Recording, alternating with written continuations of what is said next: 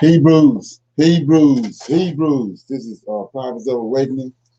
This is our evening Sabbath class, 11th of September, 2021. We're going to pick up from this morning with, I'm going to do chapter 9 out of the book, His Story, Hebrew Israel.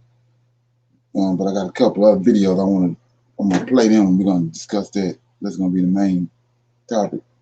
I'm asking everybody to like, share, subscribe to the channel and hit the notification button. This is a non-Messianic channel. We deal with the Tanakh and the Torah. The Tanakh is the Old Testament, and the Torah is the first 5 books of the Old Testament that was given to Moses by the Lord of hosts. Shalom and welcome to everyone. We're going to do our moment of silence, our Sabbath prayer, and our songs. Okay.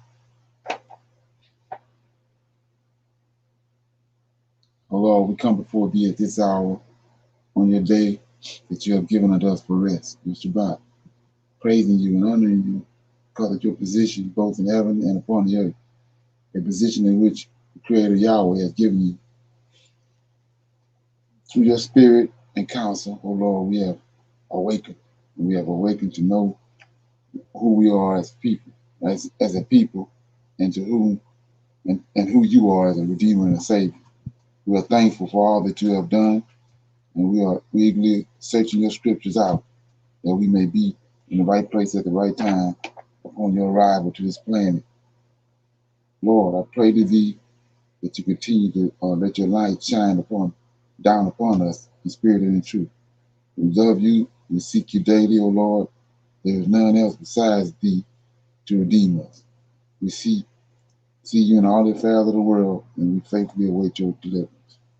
Peace be unto you. Okay? Read the Psalms.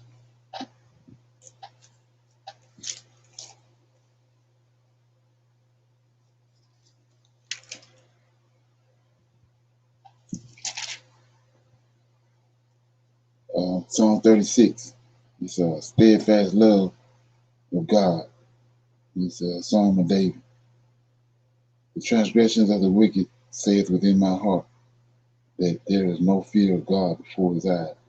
For he flattereth himself in his own eyes until his iniquity be found to be hateful. The words of his mouth are iniquity and deceit. He hath left off to be wise and to do good. He deviseth mischief upon his bed. He setteth himself in a way that is not good. He abhorreth not evil. Thy mercy, O Lord, is in the heavens, and thy faithfulness reaches unto the clouds. Thy righteousness is like the great mountains. Thy judgments are a great deep, O Lord. Thou preservest man and beast. How excellent is thy loving kindness, O God. Therefore the children of men put their trust under the shadow of thy wings. They shall be abundantly satisfied with the fatness of thy house, and thou shalt make them drink of the rivers of thy pleasure. For with thee is the fountain of life, and in thy light shall we see light. O continue thy loving kindness unto them that know thee, and thy righteousness unto the upright in heart. Let not let not the foot of pride come against me, and let not the hand of the wicked remove me. There are the workers of iniquity fallen. They are cast down and shall not be able to rise. That's Psalm 36. Anybody got any comments on that? Shalom, verse 7. How excellent is thy loving kindness, O God. Therefore, the children of men shall put their trust under the shadow of thy wings. Once again, proving that the Most High has wings. Okay, you get some? Okay, yeah, so, yeah, that was a good verse. Anybody else got anything? I do. And the last verse, Okay, talking about the fallen ones, I believe. okay, yeah, right. Okay. Anybody else? Well, a question now. Does the seventh mean that the Most High has wings? Uh, Seven. Does that mean the Most High has wings? now, it's David say, praising the Lord of hosts. Which one is she? The psalm is he's talking about, he's referring to the Lord of hosts. I thought she said seven already. Yeah, seven. Okay. Put their trust under the shadow of thy wings. Is that's talking about the Lord of hosts? Am I incorrect? Yeah, the whole psalm he's talking to the Lord of hosts.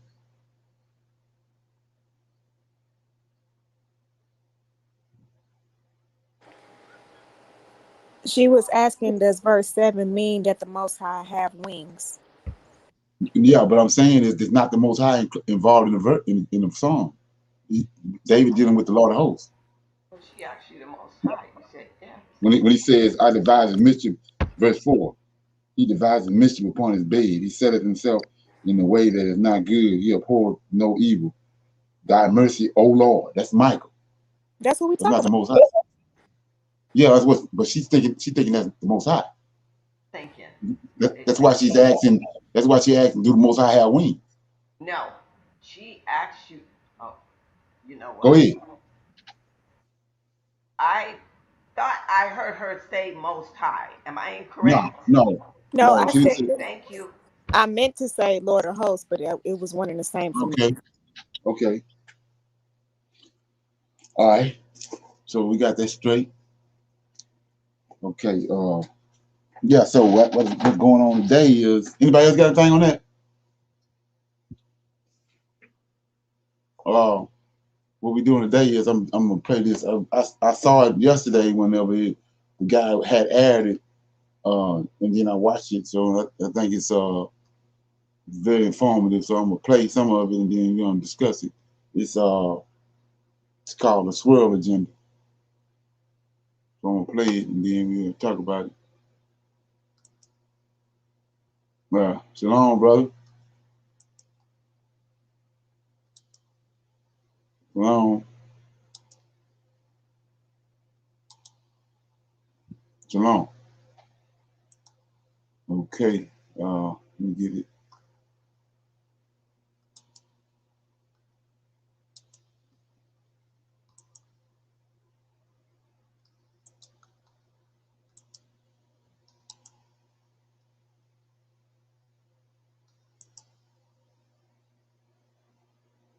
Here we go. Has brainwashed the so-called Negro to the point of believing in white supremacy so much that today some Negroes think that they're not making progress or they don't have anything unless they're living in a white neighborhood, unless they have a white man's neighborhood, a seat in the white man's school, or a position on the white man's job, and they even have taken it so far they don't think they're successful in life unless they have a white woman as a wife's job, and they even have taken it so far they don't think they're successful in life unless they have a white woman as a wife. So I broke off my engagement with Angie and decided to go back to the girl I dated all through high school. I want you to meet her.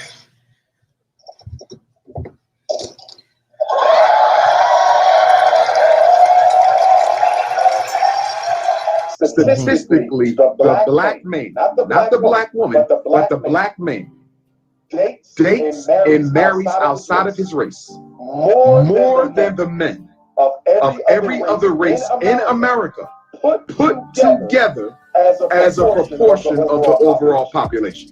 In other words, if you're going to tell me that love is blind, you're going to have to explain how is the black man's love for the white woman so much more blinder than every other man's love for women outside of his race.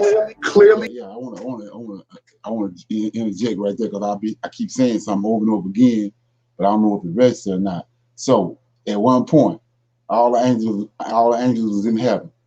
The Most High came to the earth, created man and created woman upon the earth.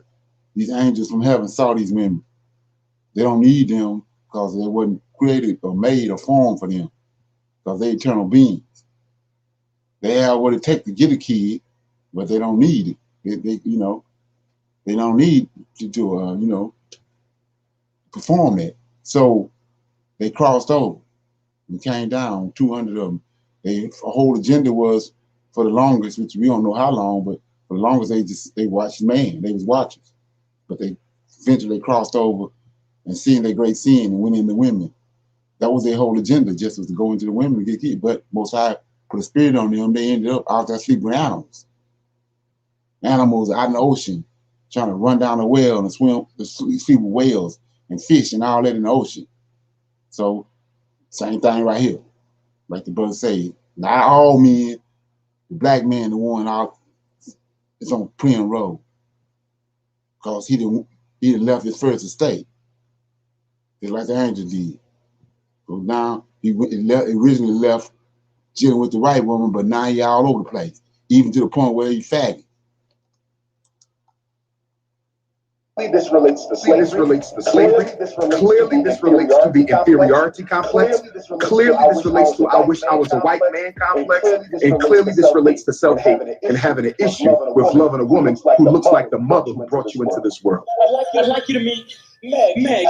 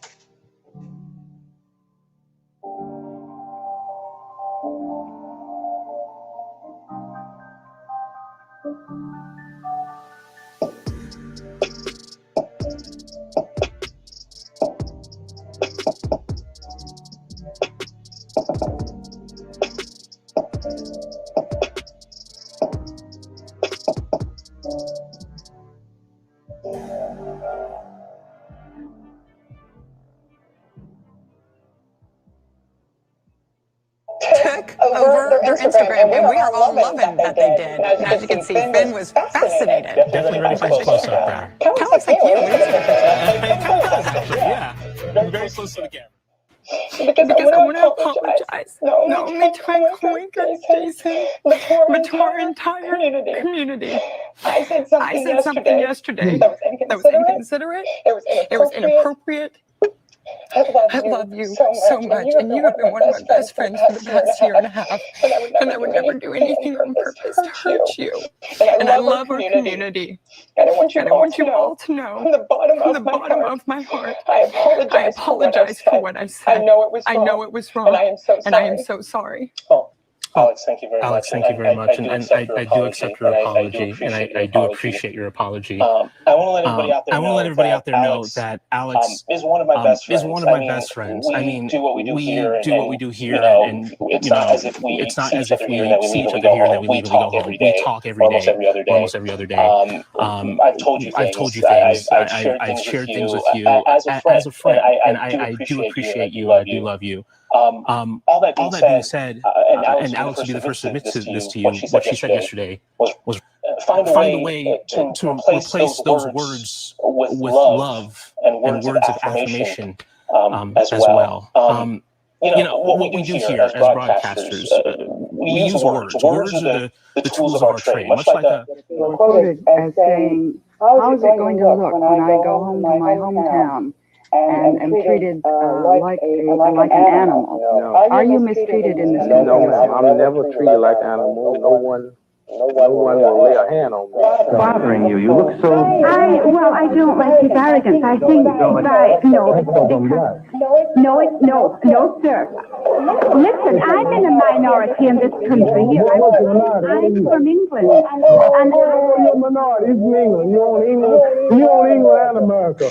You white. You can go to one of the city you want to go. Are you from England? You more free than me.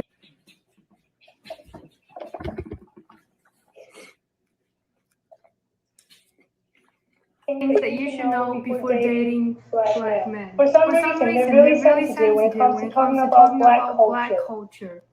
Not me. Yes. Okay. They use the N-word, and you just have to be okay with it. Yeah, that's true. That's true. You gotta, but you can't use it.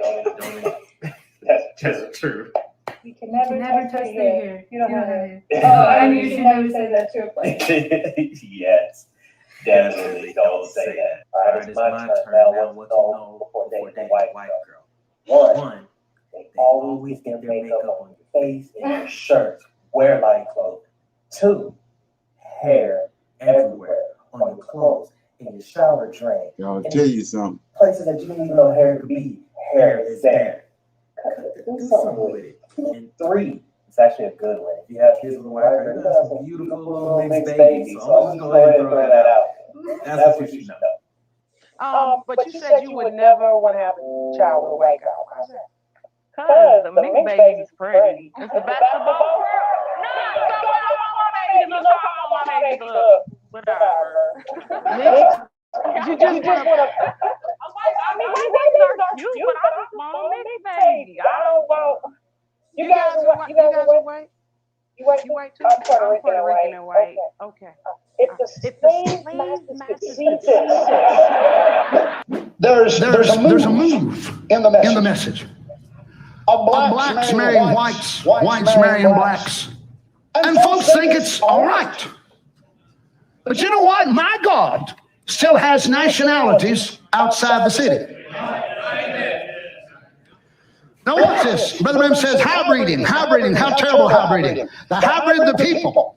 It's a big molding pot. I got hundreds of precious colored friends that's born-again Christians. But on this line of segregation and things that they're talking about, hybriding the people, what? Tell me what a fine cultured, fine Christian colored woman would want her baby to be mulatto by a white man. No, sir, it's not right. Any white woman in this audience today, any white man in this audience today, in their right mind, don't want little black boys and little black girls coming around your homes, schools, and churches looking to marry your sons and daughters, and in return introducing your grandchildren as little half-brown, keep-your-head Negro children.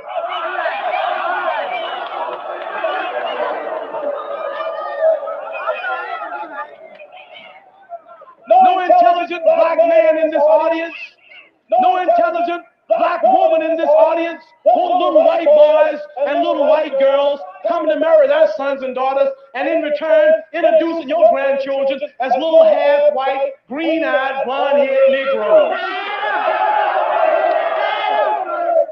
We're not seeking to lose our identity in blood mixing and our beautiful black African history. We don't hate you. We don't hate those of you who are white. We just want to stay black. We love my color. I just love myself.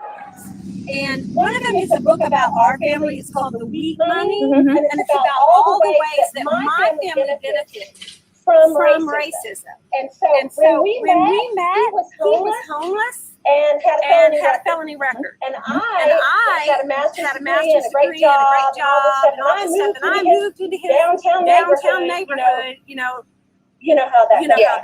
Anyway, so I started looking at what has happened in the last 150 years since slavery. And what happened to his family, what happened to mine. And mine was lifted up over and over and over again. And what I learned was his having a felony record was not an accident. I stumbled across a book called The New Jim Crow. It's by Michelle Alexander. So what I'm saying is every white person in America needs to read my book. And what's the name of your book? It's called The Wheat Money. You can go to my website, thewheatmoney.com. White people need to read that, because unless you already know the real racist history of this country, and if you're black, you don't need to read a book to find out the real racism. I mean, you're living it every day. Right. So if you're black, you need to look into the new Jim Crow. Why? Giving back, may provide some financial resources, but going back provides an intangible psychological stimulation and motivation for the children to want to do better. Your presence is infinitely more important than your profit. And then we turn around and blame the hip-hop artists for being bad role models. Lil Wayne ain't supposed to be a role model. Right. Jeezy ain't supposed to be a role model. The reason why they're role models is because the real role models turn their backs on little black boys. See, 50 years ago, the dentist lived on the block. 60 years ago, the doctor lived on the block. The engineer lived on the block. The electrician lived on the block. Now they move out. And they get mad at the rappers. The only reason why Lil Wayne is a role model is because the doctor, lawyer, dentist, and engineer ran to a white suburb and probably married a white woman.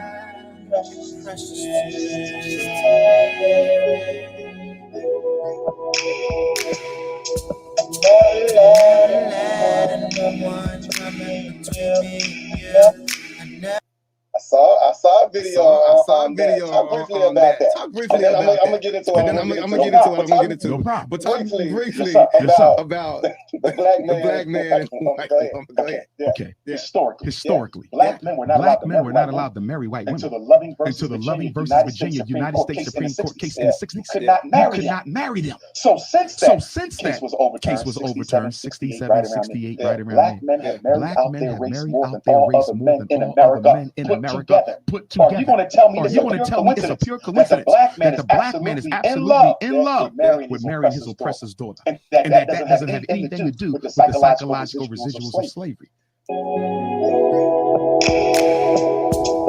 Never let anyone come in between me and you. Never let anyone come in between you.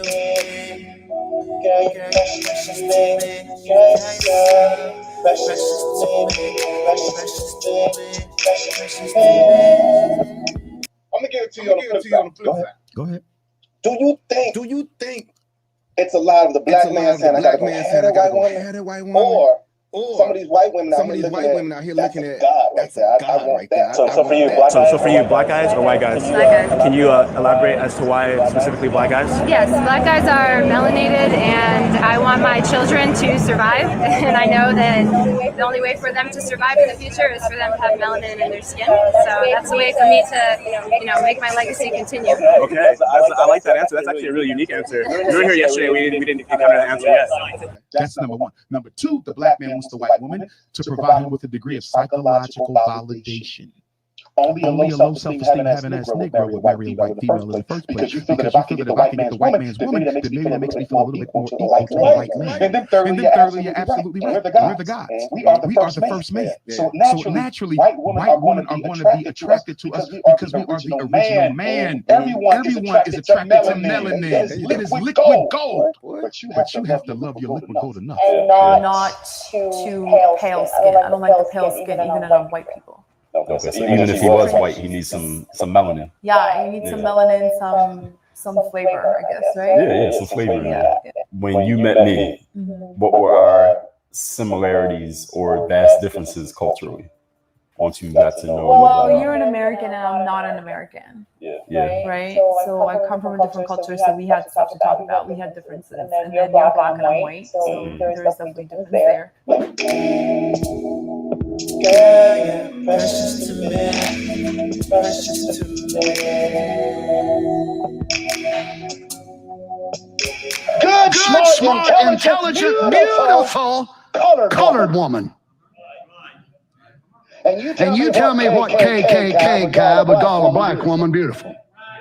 You tell me what white supremacists would call any black woman beautiful. Give me all of you. I give you all of me. In my heart, you spend the life, baby. You're my queen, lady. When you try to hide, there's the loyalty. Watch him honor and give respect, not putting the white above the other or the black above the other.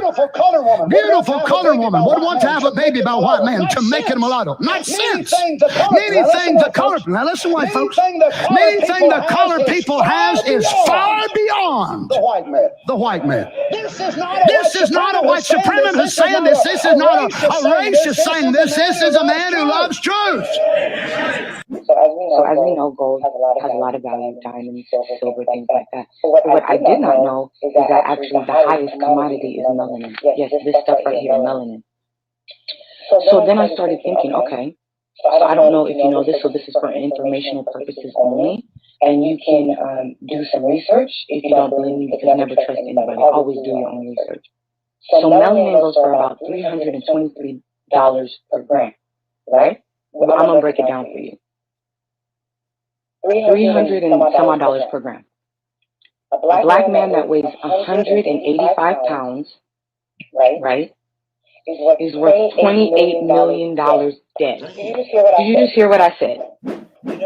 You know, when you swim around in the rabbit hole, it's very dark and very deep.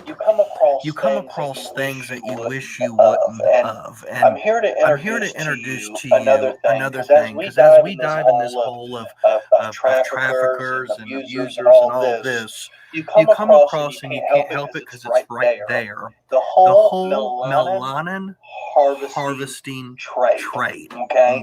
Let me help y'all understand quickly what that is. Melanin is an aromatic biopolymer and organic semiconductor that is responsible for human skin tone. It's in black cats, black Angus cows, crows. It's that polymer that makes that skin tone. What a lot of people don't know is melanin is worth more per gram than gold, platinum, and silver. Okay, we're going to open up for the questions or comments. Anybody got anything? Yes. What you got? Thoughts Camera Action has a video where they showing the JFAT, Shem, and Ham. Have you seen it? Is it an old video? It's new. It's showing the faces of those nations. Japhet, Okay. Shem, and Ham. Okay. To me, I don't know, maybe it's something about me, but when I look at their faces, I can see gold in them. I can see gold, like the picture you got it right now, the brother. I see gold in his face. I see gold in my people's face. But what I do notice is that I don't see gold in Ham.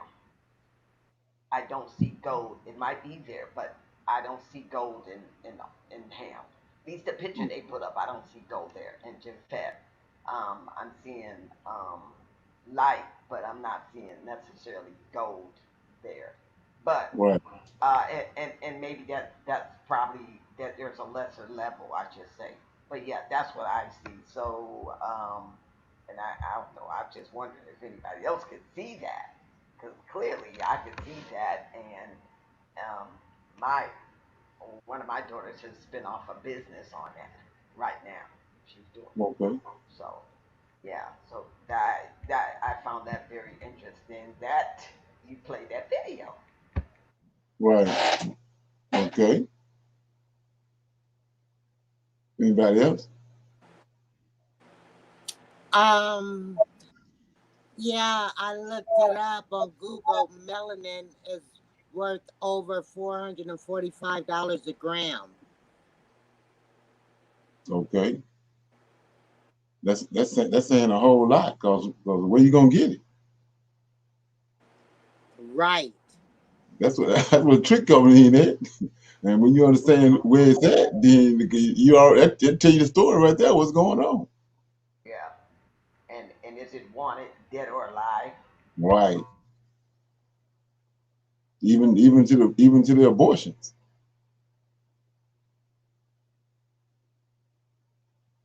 Oh, that's crazy. Oh, yeah. Okay. Anybody else? Okay. Play a little more before we get out of this.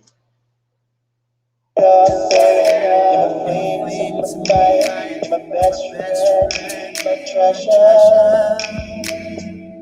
my right. This is 18-year-old Tamasia. She fell in love with 48-year-old Marcus. As far as the age difference goes, I don't think of her as being 30 years younger than me. Holy smokes.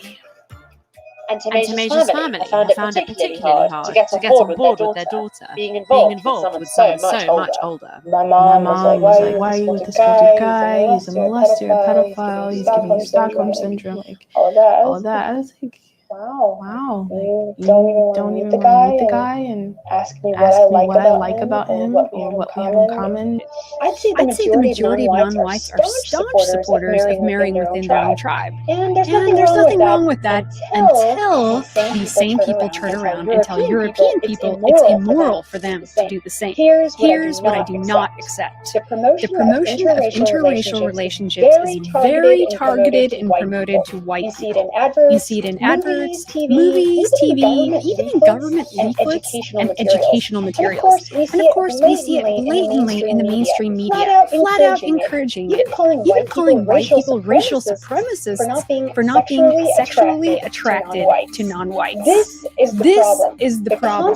The constant propaganda aimed at white people to mix, especially focused on European women, because at the end of the day, they choose who they make babies with. They think that if all European people became a shade of brown, there would be no racism. They think that if this woman makes a baby with this guy, then it will turn into this.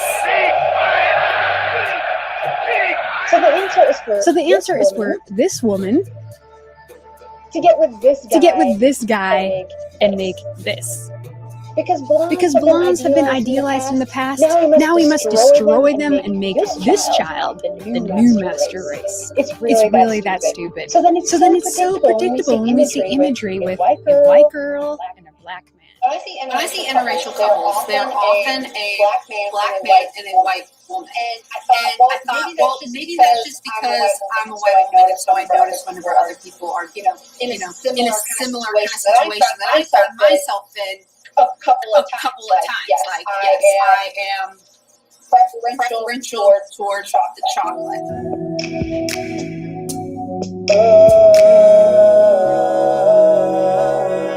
Never let anyone come in between me and you. Never let anyone come in between. Whoa. You said you would never have a white baby because they look too pale? I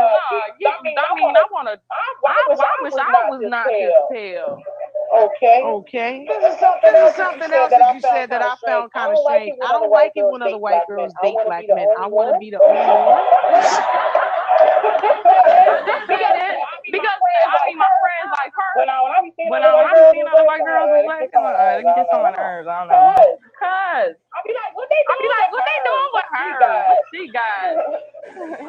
Even if you try to, there's the loyalty, baby. Set it up, you're my best friend. And let me tell you right up front, you young people, you want to marry a black man, you girls, don't ask me to do it, because I will not. I refuse. I cannot do it with a conscience toward God and look these quotes in the face. You white brothers, you find a black sister, you want to marry an African or whatever more, don't ask Brother Donnie. I'll quit church, suit yourself. I'd rather you quit than me get in trouble with God. Well, glory. But we were doing it, and he stops and he grabs me by the neck, and he's like, call me an N-word. He was black. And I was like, oh, for real? And he's like, yeah. I'm like, Oh, okay. And I had never even said the word before. I don't say it now. This is literally the one and only time I've ever said it. So I said it, and then he stops again, and he's like, say it like I'm a slave. We don't think that getting attention from black guys gives you a status of some sort. If you get attention from the white guys, you do have the status more than if you get attention from black guys. As a man, I'm going to have to respectfully disagree. Well, as a woman who gets attention and who grew up in a white culture more than a black culture, I'm going to tell you that getting attention from black guys is not a badge of honor if you're white. And I'm white. Okay. I had a very interesting question come across. As a matter of fact, this is not the first time we have received this question. I've received it several times on my channel. And my husband has received it on his channel as well. We've also received it during our broadcast on our live chat. Okay, many times. Okay. But it's the subject of those who are married to Gentiles. Now, I have received the question from both sides, from men and women, but it's mostly brothers who have an issue or a problem with this particular thing. Now, the question was this. If I didn't know I was an Israelite and I come to the truth and I'm married to a white woman, and we have children together, what do I do with my family? Do I just break up my family? Well, most people that ask that question, I'm going to say this because I'm not going to really deal with this question in the way that you think. I'm going to come from a whole other angle, okay? Most people who ask that question already know the answer. They already know what the Bible says in many places. They already know the solution to repenting for this. They already know what the scripture says. They already know what the Most High requires. But they, because they can't shake their fist at the Most High, they want to get another person. They want to get people like myself and others who create videos and do lessons on these particular topics. They want us to answer the question so that they can come out swinging and boxing and anger and bitterness and harsh words towards the messenger. Because they know that they cannot fight with the Most High. And so they want us to answer what the Bible already says. They want you to say the solution is already there. Okay? And so what I'm going to do, I'm not going to deal with that question in the way that you think, but I'm going to come from a different angle, as I stated earlier. The angle I'm going to come from is this, the utter hypocrisy that I see from some of our brothers. I find it amazing that so many brothers can so easily divorce and walk away from their black wife and their black children and don't ever look back. You set it up, baby. You set it up, baby. You're my flame to my fire. You're my best friend. They don't look back. I've seen it done so many times in my own family and family, friends of family, neighbors, just in the community in general. I have seen black men walk away from black women and their children, never to return again, and don't even want to be in the children's lives. You know what? On that point there, I have to agree with Auntie Deborah. I mean, in my experience, I've got relatives, Negro men who married outside, but before marrying outside, they had children with Negro women, and they never looked back once they remarried outside of the nation. So I can definitely agree with that. Maybe not an isolated issue, but definitely have seen that in my experiences with relatives, having children with Negro women, and then later in life leaving them with a white lady, so on and so forth, never looking back, or very infrequent, very intermittent. So that is very interesting that she, on the other side of the world, has had similar experiences or knows of similar experiences. Interesting. Okay. Any comments before we move on?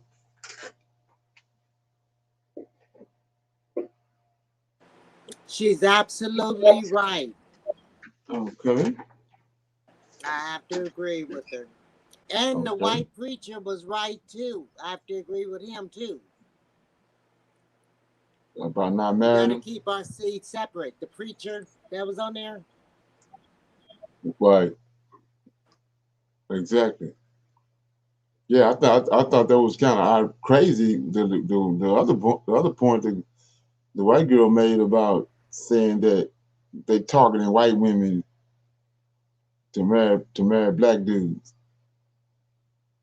I think she off. That's not the objective. I think it's the other way around. Yeah. Do you notice too? All the commercials are interracial couples. Right. You can Right. tell what they pushing. Yeah, right. That's what she was saying, that those commercials are targeting white women to marry black dudes. I don't see that. So yeah. Anybody else? Yeah, when the preacher was talk about what the Bible said, I said, I'm thinking to myself, well, Jesus, you recognize, huh? But yeah, I think it's a plus that he's standing a position, he maintained a position that he's not gonna marry them, you know. Right. He's not gonna be the officiator over those such services. I get that, and I appreciate that for real. Right. Did you hear the white girl who said that she was only getting with the black man so that her species could survive because they have melanin? Exactly. Ain't that something? I would like to hear from some of the black men on here. What y'all think? There's a couple of y'all on here. Well, me personally, going back to the preacher, that to me, I'm like, I listen to him for that reason alone, because he boldly said that and taking a risk of if it's a prophet church, he's gonna lose some money for telling the truth and speaking the truth. So, I'm just that part I did like and got to give him kudos for that. And there's most definitely actually on both sides of these commercials where they're putting men and women both pushing it. The goal to me is that they're just trying to dilute and take away our bloodline, the purity of the bloodline. Okay. And the way these young kids today, the schools and are teaching a tolerance for everything, even the LBG community. So they're teaching a tolerance for everything. Everything's tolerable. Everything's okay when it comes to these type of relationships and stuff. So that's the concern, is just like this, you hear them in these KKK rallies. We're trying to protect our pure bloodline. That's what's in danger for us, our pure bloodline. Right. Well, he tells us in Deuteronomy 28 that these people is going to put a yoke of iron around our neck until we are destroyed. Then they're going to take the yoke off. That's where we at. They brainwashed us back on the plantation. Now, anything they say, we go for it. Anything they tell us, we believe. Like Muhammad Ali said, any intelligent man wouldn't do that. Wouldn't marry outside his race. And then, like he said, he's not being racist. You know, it's just that he want to stay black. He ain't trying to, he ain't got a problem with his skin color. Yeah, but they want to make it out as if you got a problem with him. You don't got a problem with him. You just don't want to, white yourself out. Okay. And they are also pushing, if you see a lot of these prominent athletes, like in basketball, they are mulatto. They're also doing that manipulation. If you want to be a superior athlete, and especially the NBA, you see a lot of these guys there, like the Currys, the Bookers, and all these other ones, and Griffin, these other athletes. You see a lot of them. They pushing it that way too. Right. Splash Brothers. Ain't that something? Anybody else? Okay. We got another video. I mean, I dealt with this a long time ago, but it came across my view again, so I'm gonna play it because it's profound. A lot of people don't understand this part of the story. I'm gonna play some of it and then we'll talk about it. In this video, I wanted to share some information. Anybody familiar with Israel Redemption? It's a channel. Female. Anybody ever heard of it? No, but I'm writing it down. Yeah. Here we go. Huh.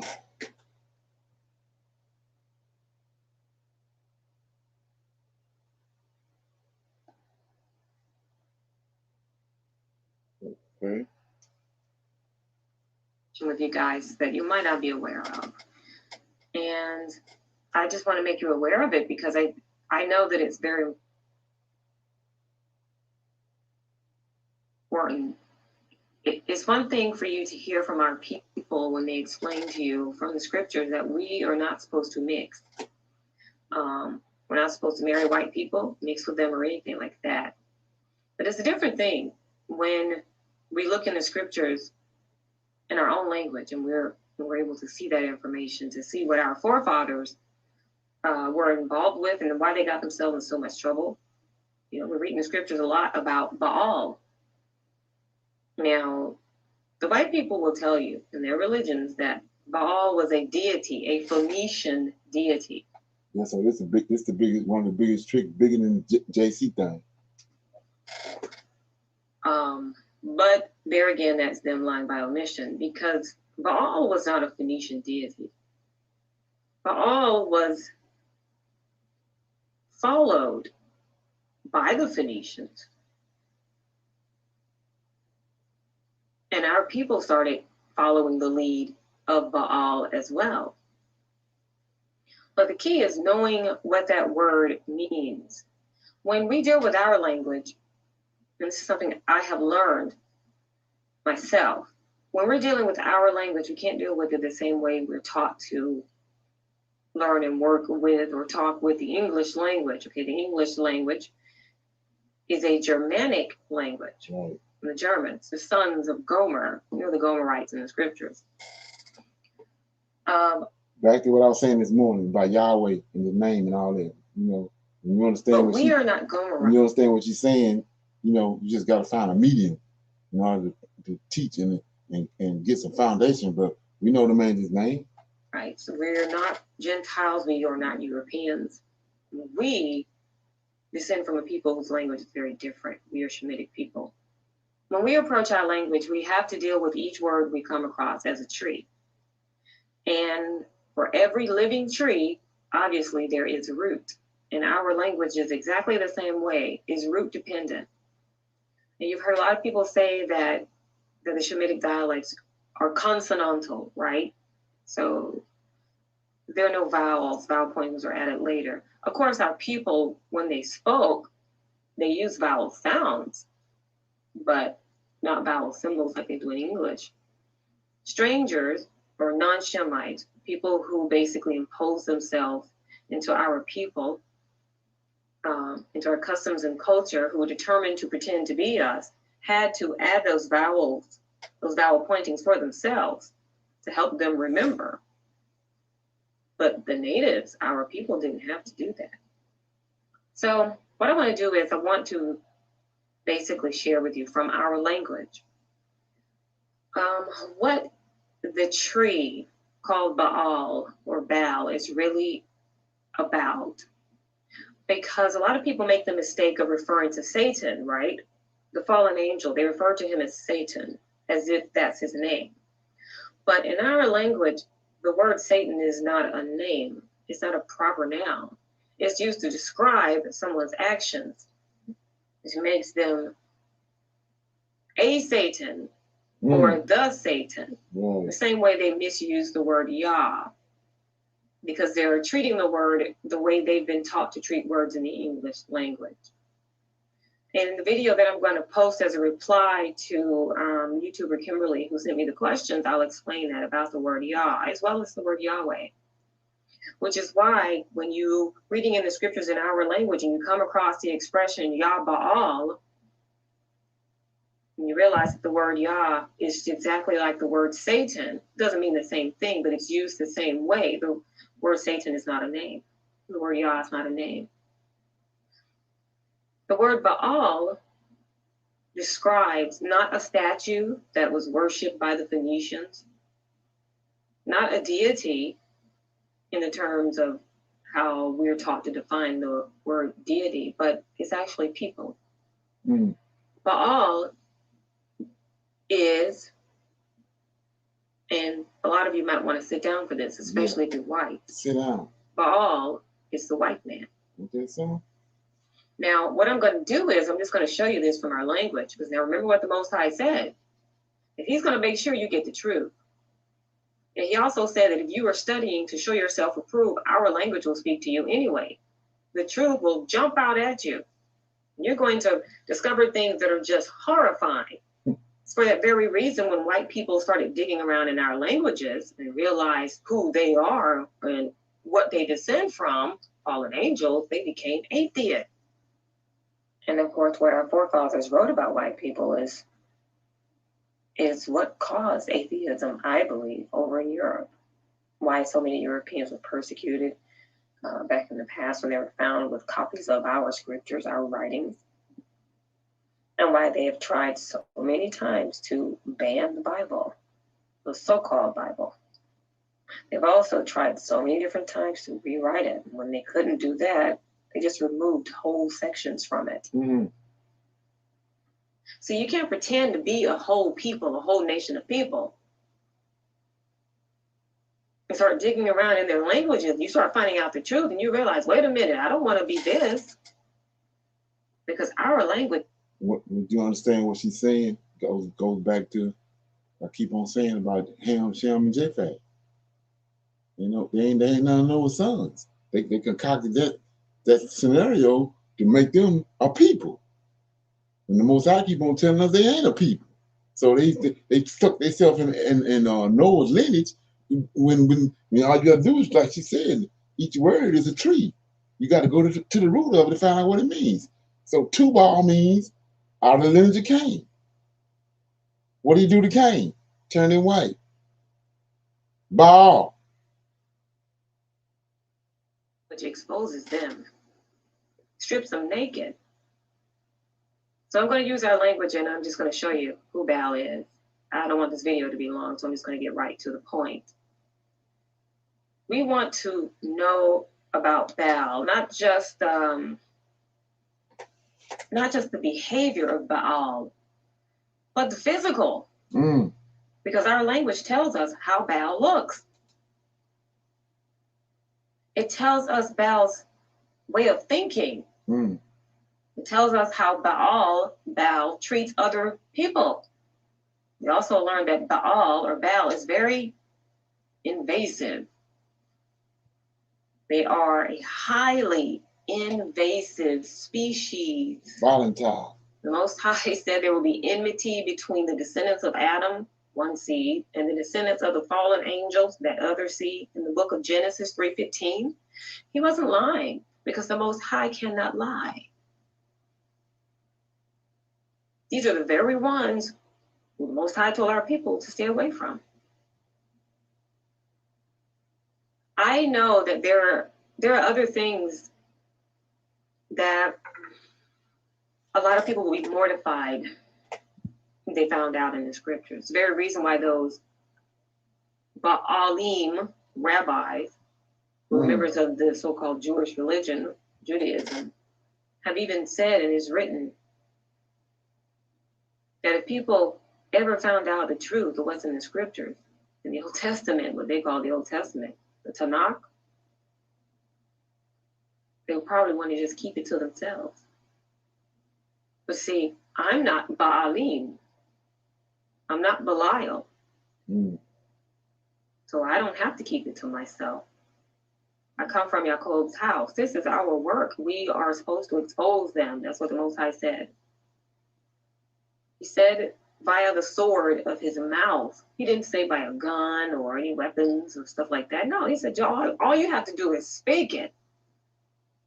You can bring them down just by speaking it. So let's take a look at Baal. Let me show you who Baal is. And may I suggest to you, please start studying your own language. It's not difficult. And the rewards are just immense.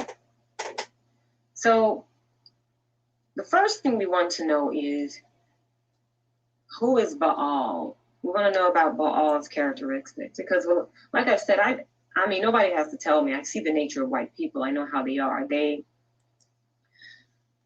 have habitually, from as long as history is documented, they've invaded the territories of melanated people.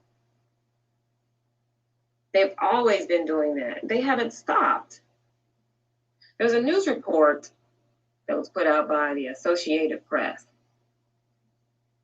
This was last year.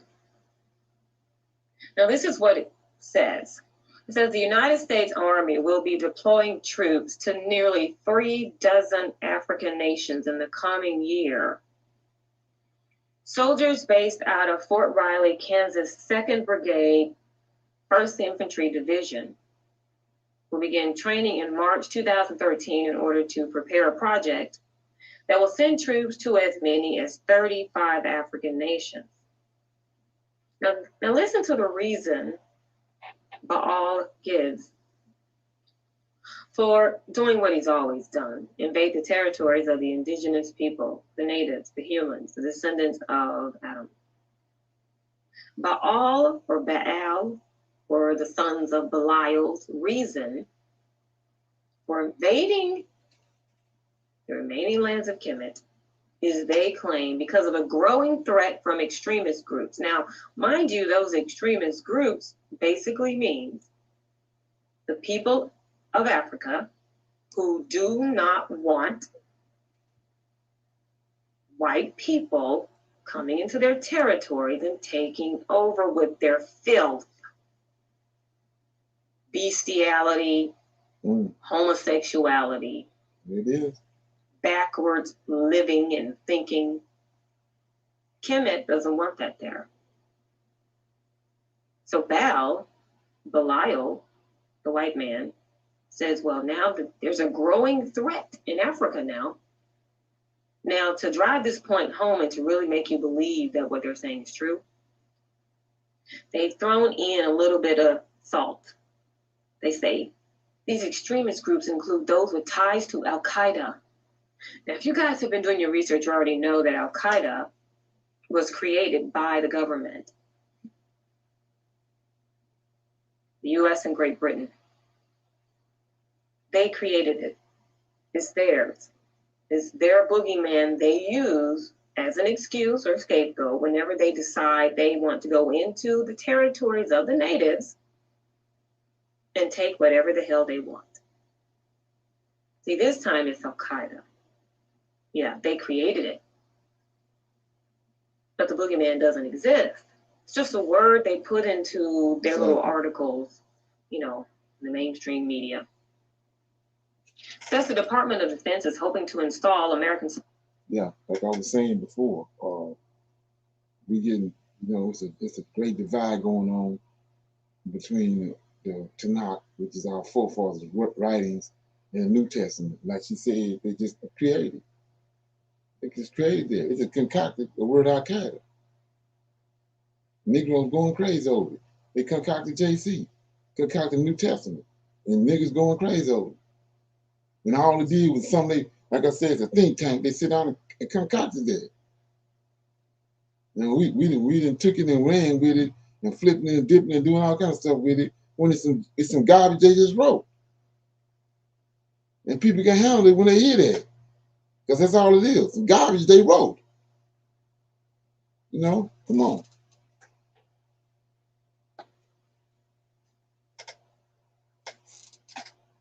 Soldiers overseas in order to prepare local troops there for any future crises as tensions escalate. For any future crises? What tensions? Well, we know that a lot of African nations, a lot of Kemet's descendants are resisting that whole butt raping agenda that the demon seed white man is trying to impose on them over there. Because, in Germany, bestiality is legal. In Russia, there's no law against homosexuality.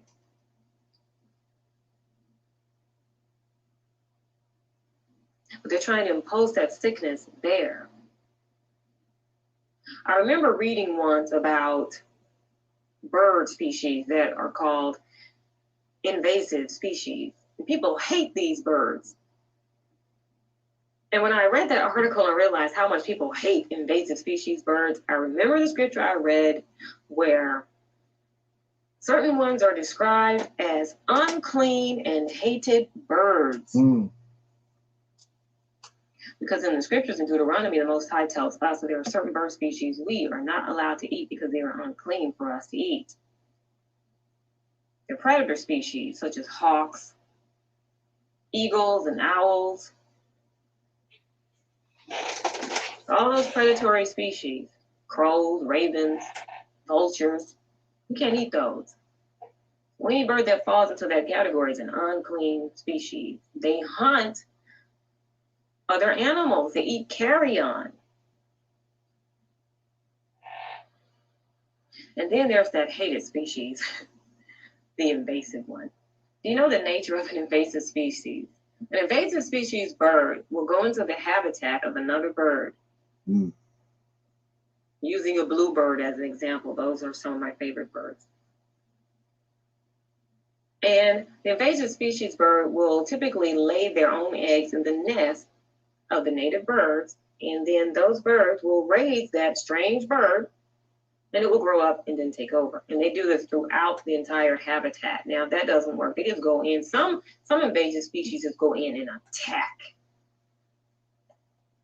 They eat the nestlings. Ain't that what Lucifer did in the garden? He did the same thing. Exact same thing. Cain. And still doing it today. There's one particular bird that the white people brought over here to the Americas with them, and it's called the English sparrow. Highly invasive species. People hate that bird. And it's no wonder why.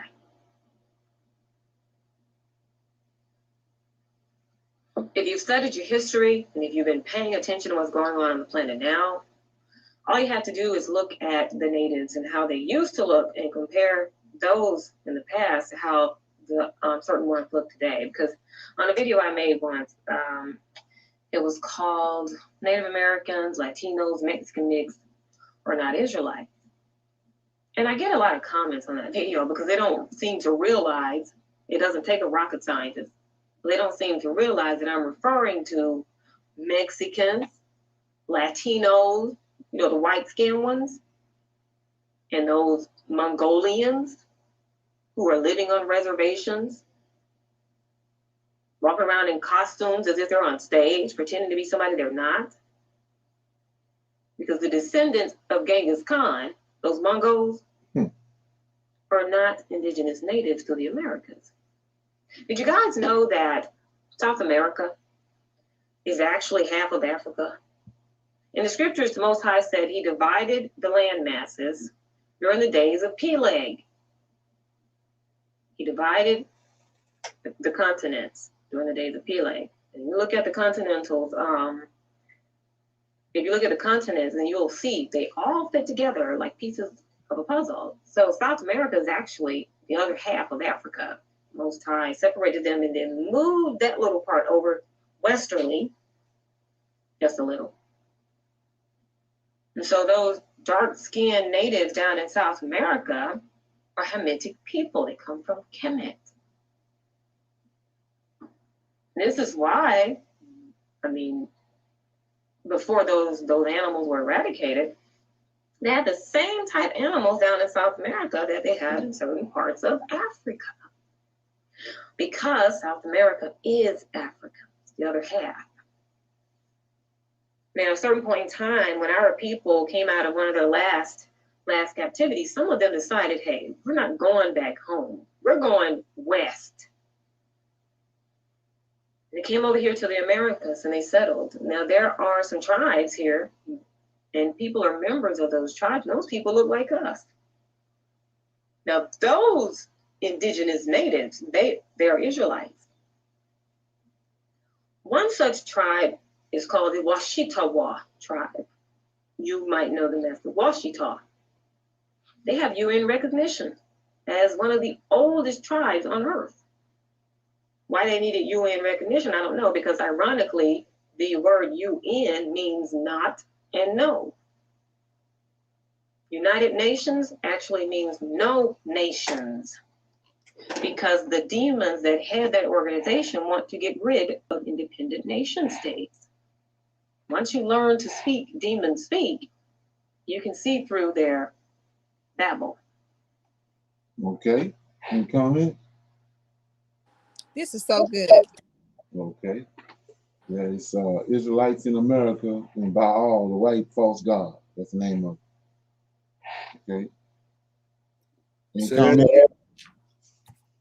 Okay. Say that again. The name of it? Yeah. Israelites in America, in the Americas, and Baal, the white false god.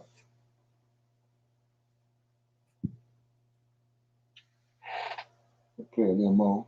Then close out. Right. In our language, the word for angel is ear. IYR. But see, we don't use vowels. So you can drop that I and you still have the YR. Now spell pyramid. And that's the big picture. This is what's part of that secret information that's in the scriptures. That the Most High said that he will expose himself. So they think they've couched all this stuff in mysteries and all that. No, they haven't. And I will say this, because I don't want any Christians falling dead while they're listening to this. You take a second long look at the story about the 3 wise men. The ephah measure is threefold. Because that story is not what you've been told it is about. Okay, because remember the word ephah, or the ephah, means threefold, and it means a triangle. The kingdom of heaven is like leaven that a woman took and hid in 3 measures of meal. Threefold measure, the ephah measure. These are talking about angels, and they're mixing themselves into the human gene pool. Now here's a picture of Rihanna with the serpent or the seraph between her legs. It's highly symbolic. But that picture is a picture of her, and it represents sexual intercourse between a human female and an angel from the seraphim class. So anytime you see these pictures or these movies or these whatevers you're watching and you see these snakes everywhere, especially slithering between some female's legs, and that's what it's all about, folks. That's the root of our problems here on earth. And that's all I'm going to say about the serpent measure, about the ephah measure. The person who suggested that I just... Yeah, go back to Genesis 18. 3 angels came to Abraham. Focus on the Europeans and Yefet obviously do not know our language. Otherwise, it would not have suggested such a thing, but I'm glad they did. So now let's go ahead and finish up with Baal or Baal and the root of Baal's name. So we talked about Baal and we looked at some of the meanings of the roots being the letter B and the letter L. And we've already read in the scriptures that our people got in trouble for following the lead of Baal back in the day. We've also realized and learned just by looking at the meanings of these letters that the people of Baal, the Baal people, I should say, are white.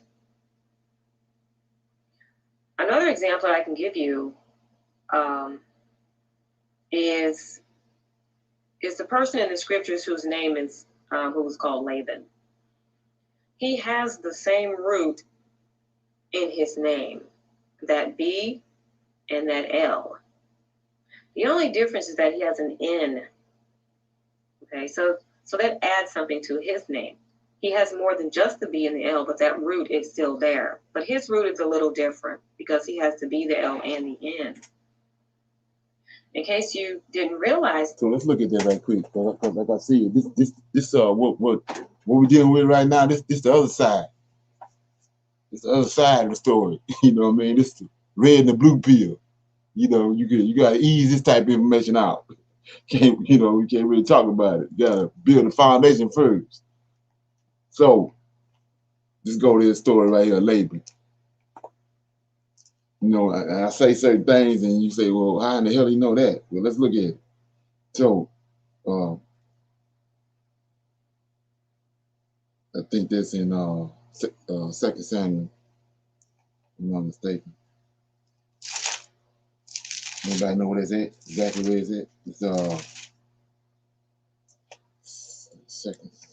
Samuel. It's let me see.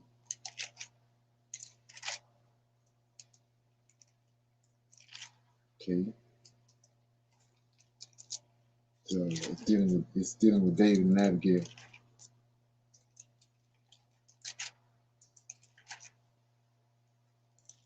Okay.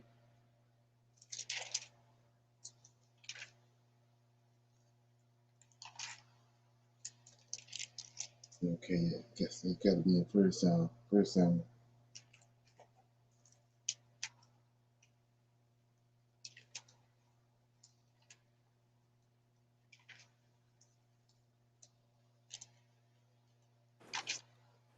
First Samuel, Samuel 25. Okay.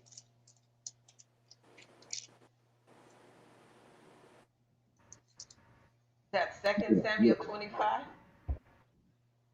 Yeah. So let me get it. Yeah. I'm in 25:18. This guy in the ball, we're gonna see who he is, but he's married to Abigail, and so cut through the chase. It's the same story going on with Bathsheba and Uriah. Uriah ain't no Israelite. So Abigail is the Israelite woman, but her husband ain't no Israelite man. But we're gonna find out who he is. So David had sent and told him he had been keeping this fly. He's a rich man. He had a whole bunch of cattle and animals, farm animals. And David and his men was running from Saul, and they was keeping them. They maintained his got everything in order because David is a keeper of sheep. David is a shepherd. So 18 says, so David asked for some goods, and then Nabal said, he ain't giving him nothing. He ain't, I ain't trying to deal with you. Who is you? So 25:18, then Abigail made haste and took 200 loaves and 2 bottles of wine, 5 sheep ready dressed, 5 measures of parched corn, and 100 clusters of raisins, and 200 cakes of figs, and laid them on asses.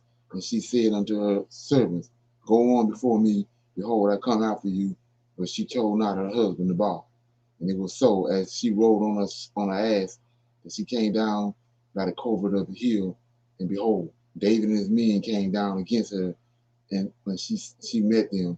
And back to what we said this morning about getting down on the ground. Now David had said, surely in vain have I kept all that his fellows have in the wilderness, all his fellows have in the wilderness, so that nothing was missing of all that pertained unto him.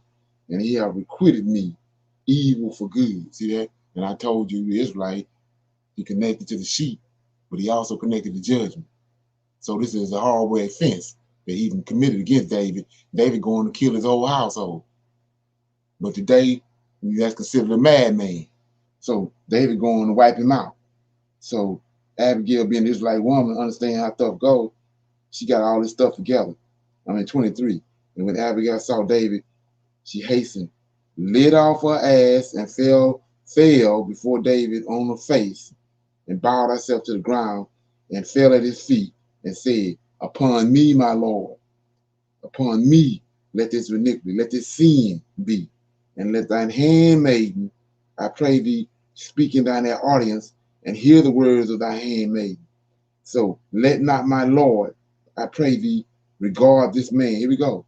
Regard this man of Belial. She breaking all this down right here, though. See, Belial. He ain't no Israelite man. And he's not only an Israelite man, he white. See that?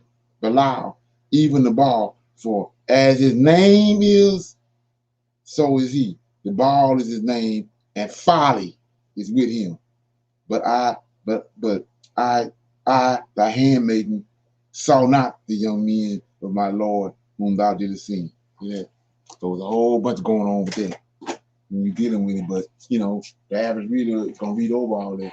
And that's the intention of them going and getting Josephus and Philo of Alexandria and Penny the Elder to write them, literary geniuses, and write all that understanding now.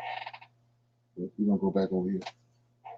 Is the roots that are in Laban's name is the exact same root for the word albino. That's where the word albino comes from. Okay. You have to remove the vowels. So when you remove the vowels, now these clowns that came and told us Noah is albino. And you see the trickeration, and that's an insult. In our language, you're just left with that letter L, B, N, and then you can add an O at the end. That's albino. And Laban was albino. So the root Baal means white. Mm. But in the case of the descendants of the angels, there's no N. Right. So they're not albino. I do not allow people to try and funk around with my intelligence and tell me that white people are just wicked, evil albinos, because they're not. And what I invite all of you to do is to study your language, and you'll discover that for yourself. Okay, yeah. So this so Laban in the scriptures was albino. Right. So this is like I said, you want to watch it, and then we can have another class on it, because this a whole nother, the other, the lies and all that's been going on was done in layers, and you can't just come and have a class and then just jump into this type of information.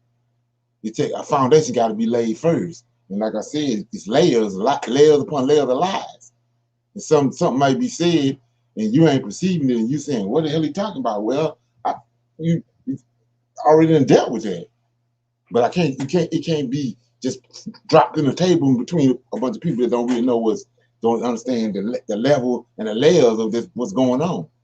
So tracing back Tubal, like I said, just tracing the word Tubal back, you can see Tubal ain't none Noah's son. It's alive from piss of hell, because the word Tubal means out of the lineage of Cain. So which one is it? Is Japhet out of the lineage of Cain, or he Noah's son? It's a lie. See, so that's how that goes. And like I said, all this stuff is or we're not in the position that we in on an accident. It's lies upon lies upon lies, layers upon layers upon layers that he hoodwinked us. And so I was showing you, he said he's gonna put a yoke of iron around our neck until he destroyed us. Then once he destroyed us, he took the chain off. Now we just taking everything what they say. If they tell us a word means a certain thing, we believe that's what that word means. And then you down Prim Road. The word don't even mean that. That's how it goes. Okay, so anybody got any comments or questions before we get out of here? That video is, let me get a video. Israelites in the Americas by all and the white false god. And then you can go to once you get there, you just go to that channel, because she got a whole bunch of information as far as, I think she's a linguist or whatever you call it. Go ahead. So Nabal That's part of Tubal's lineage. The ball. No, he's a son of Belial. Belial is descendants from the fallen angels. And so, like I was saying, when you understand that this homosexuality comes from that, when they mix angelic DNA with human DNA, that's a side effect of it. It's homosexuality. It ain't something that somebody went down to the river and drunk some water and became homosexual. It's a DNA. It's a lineage. And it came from these fallen angels when they slept with women. Okay, so Tubal came from some wicked from the fallen angels, right?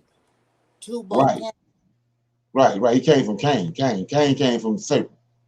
Okay. All right. Okay. I was just wondering, because of the, she was talking about the root and ball and, Right. And you were saying that their name is in I guess they have the demon in their name or the angel in their name. Is that how it goes? Somewhat, but you add from dealing with it and once you get an eye for it, then you track it down. Like I was saying before, it's 200 angels came down, right? So if a man have a sexual organ and he got semen, then he goes into a woman, he got a household, a lineage, a house. Well, these 200 angels had houses. Every one of them had children.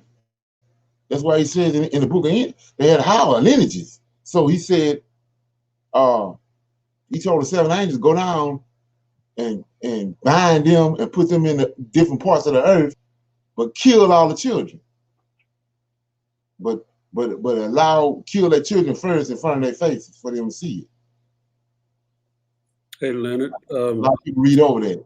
So just like Israel is a nation, right? Right. A lineage. So what is the lineage of this evil side? What is it? Is it Baal, or however you say it? That's another name, Baal, but it's also the serpent's lineage. He slept with Eve and got Cain. Cain is his lineage. Cain lineage come on down to the day. That's who Japhet is. So it'll be Cain's lineage.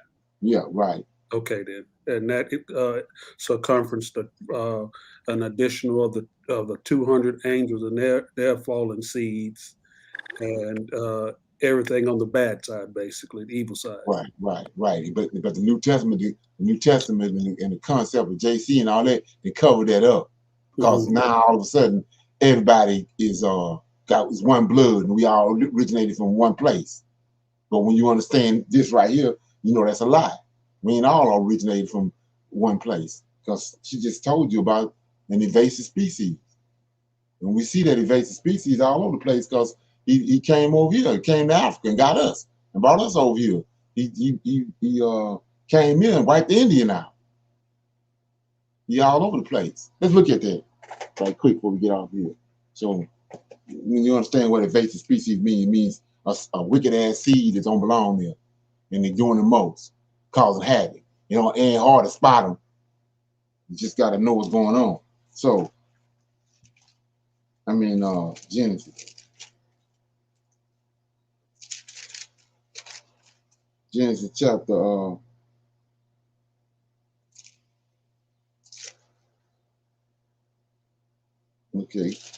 Genesis chapter 4, verse 10. Keep in mind, we're dealing with invasive species. So, Genesis 4 and 10, and he said, what hast thou done? The voice of thy brother's blood crieth under thee from the ground. So he killed his brother. That's right there. That's an example right there. Y'all, something wrong with him. He can kill his brother. Then 11.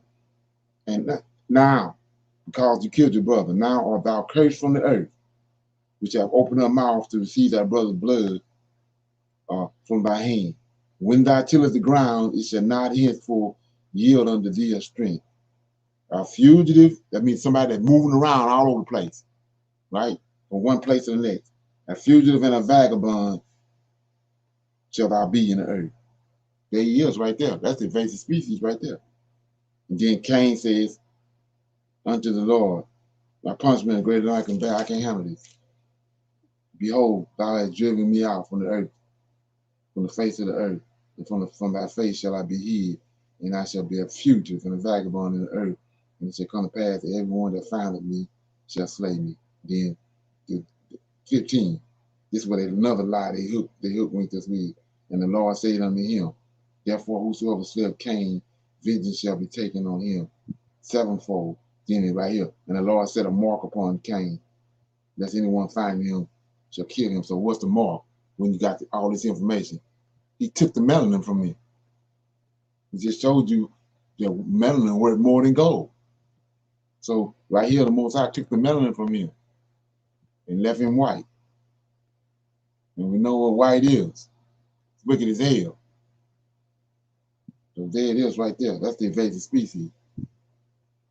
They didn't heed. Like I said, they went and got Philo of Alexandria and Josephus and Pliny the Elder and Pliny the Younger and Shakespeare and reworded it, made it look smooth, but he hid a whole bunch of information in the process. But the Most High told us he got birds in the bush. In the latter days, he's gonna wake them up and show it to them, break it down to them. That's where we at.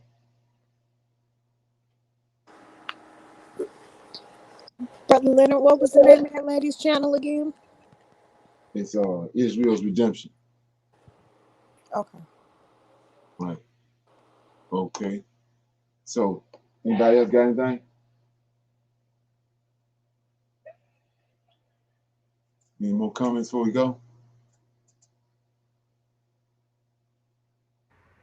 Yeah, clarity. Now, where did Jacob go get his wife from? Jacob got his wife from Laban. From that the same lady she talking about? Grammarly can help you Laban, quickly and Laban is a son. Hold up.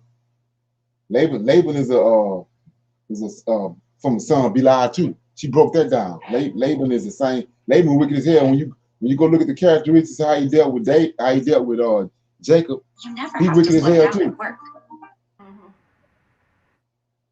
So what you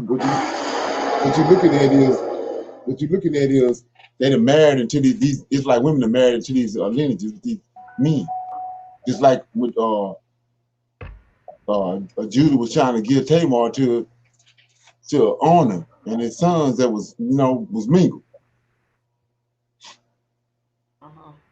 But the whole time the Most High wanted him to marry to go into Tamar. And eventually he made that happen. Right. Even Bathsheba. Everybody jump all across David's neck and hollering about how wicked David was, but David was Bathsheba was already, it was written in the stars already that Bathsheba was gonna be David's wife. When you go back and track it. And now all that stuff was taken out and skewed, so you wouldn't get to understand. Anybody else? Okay. So is that mean that Laban is Caucasian? Yeah. He's a son of Belial. And that goes back to when I went and showed you. Let me show you that right quick before we go. So go to Judges. This is what they heed. When she just broke down what who Baal really is. It's a race of people, right? And then we following Baal everywhere they go. They're amongst us, and that's how we keep on ending up in these high places, worshiping these fallen angels in these high places, because that's what Baal was doing. And not only that, they deal with white stone. Carvings on white stone. That's what's all over the Vatican. Right in our face. So anyway, images of white stone. That's why the Most High said wood and stone. I mean,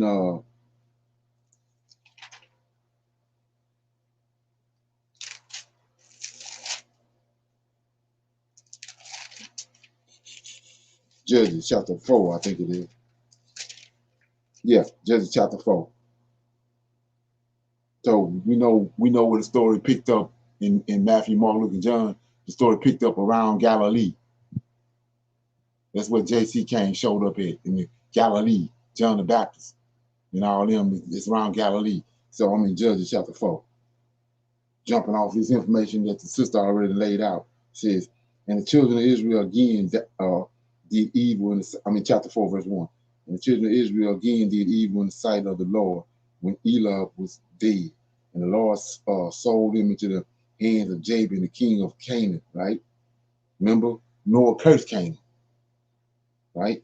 And curse means to be turned white. It says, Jabin, the king of Canaan, that reigned in Hazor. See that? The captain of whose host was Sisera, which dwelt at Hazareth.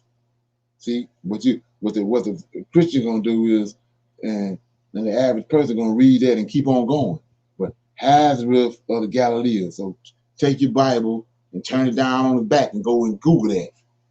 When you Google it, you're gonna find out that's all around these Gentiles. And we know the Gentiles are white. So all around the Sea of Galilee is Gentiles. That's why the story picks up in the New Testament around the Sea of Galilee. And that's why so I told you Caesarion was 12 years old when his mama took him away. They knew all this. You had a whole 200-some thousand Gentiles in Egypt, Alexandria, Egypt, a Greek city, white folks. And so when she sent Caesarion away up in the Himalayas mountains, he stayed there for 18 years. And when he came back, he went to Galilee, where his brothers and sisters was at, white folks in Galilee. But now he a monk. He talking in parables and quoting religious jargon.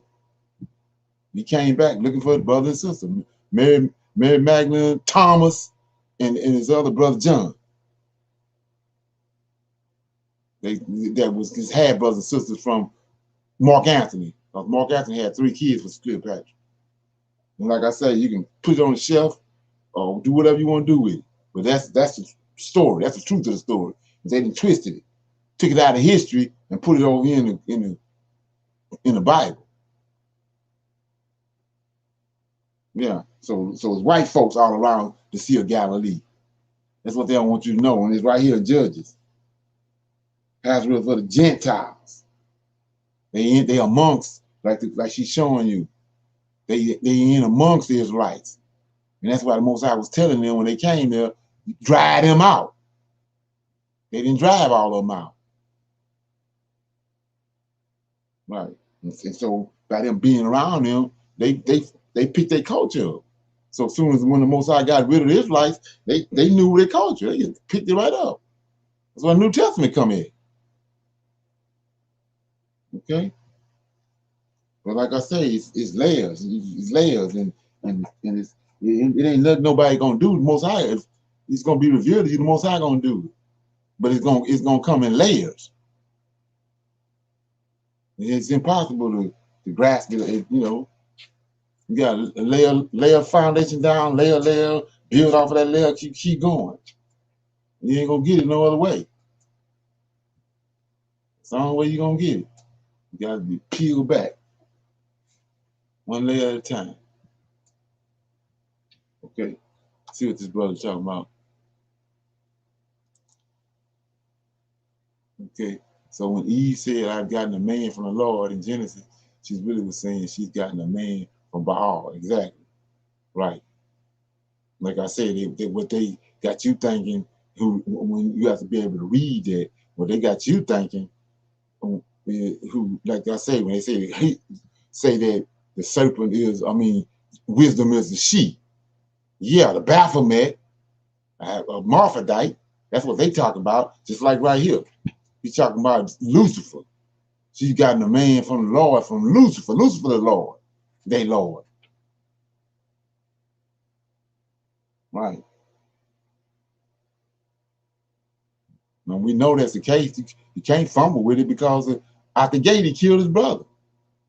So he ain't talking about Michael. It ain't hard to figure out. Two trees in the garden, one of them wicked as hell, and the other one is righteous. And Satan come out the gate and killed Abel. Well, we ain't hard to figure out who his Lord is. Come on. Anything else before we go?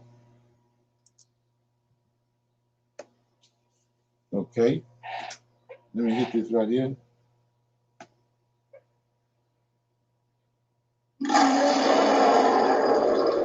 Let that marinate, ferment, and let me see everybody on Monday at 7 o'clock. Shalom. Shabbat shalom. Shalom.